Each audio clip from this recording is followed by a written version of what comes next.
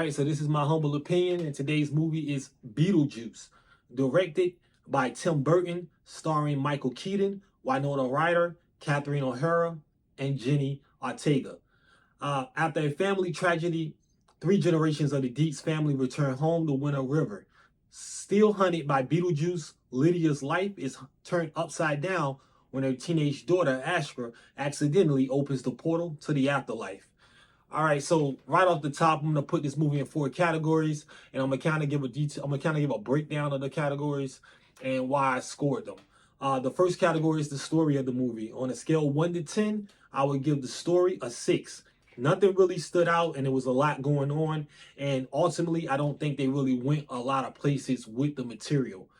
The actors, I would say, did a pretty good job. I would give them a 7 on a scale of 1 to 10. The cinematography, which is, of course, Tim Burton's specialty, always finds a way to stand out in that measure. I'm kind of comparing him to his own work, and I would say this on a scale of 1 to 10 would get an 8 score from me.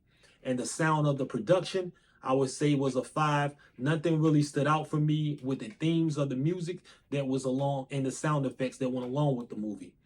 Some of the pros of the movie, I would say the cast does not disappoint. Michael Keaton hops right back in the title role, and he looks like he hasn't really aged too much at all with the makeup. They did a very good job.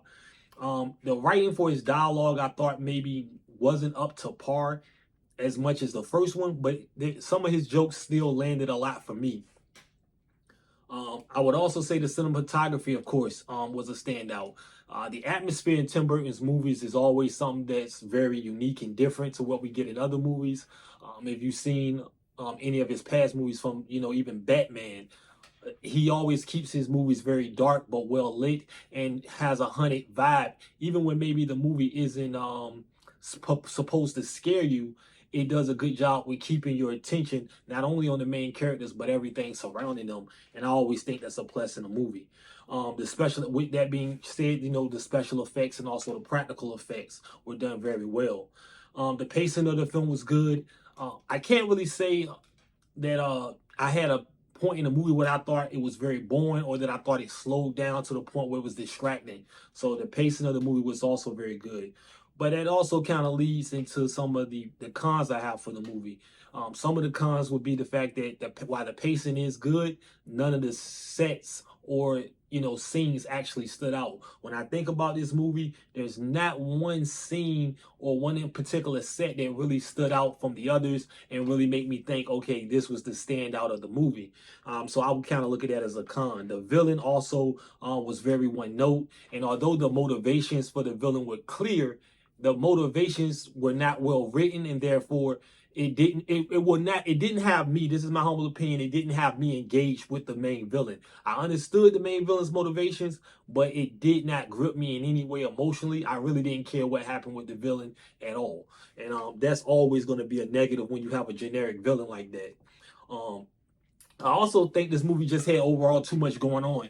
It's been a long time since the first movie was made, and this movie is being made over 30 years later, and it seems like they wanted to get a lot of their stuff in. And there's like 3 or 4 different plots going on, and a lot of them don't really go anywhere of significance.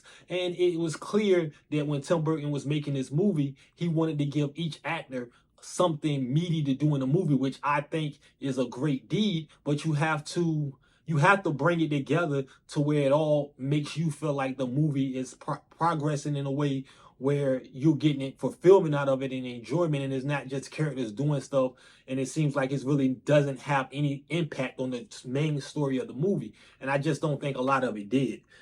This is just my humble opinion. On a scale of 1 to 10, I'm gonna give this movie a 7. I do think it's worth your price of admission if you are trying to. If you're a Beetlejuice fan, I think you should go watch it. I think you'll get enjoyment. I was a Beetlejuice supporter growing up, so I don't feel like I wasted my money. Now, if you're not into Beetlejuice, or maybe you've never seen the first one, I would say probably wait for it on streaming. This is my humble opinion. If you have a difference in opinion, please comment. Other than that, like, comment, subscribe. Mainly subscribe. And if you're rocking with some of my opinions or the chatter in the comment section, please come back. I will keep dropping movies on my opinion when I go watch them. Again, this is my humble opinion. Subscribe. Thank you, and enjoy your night.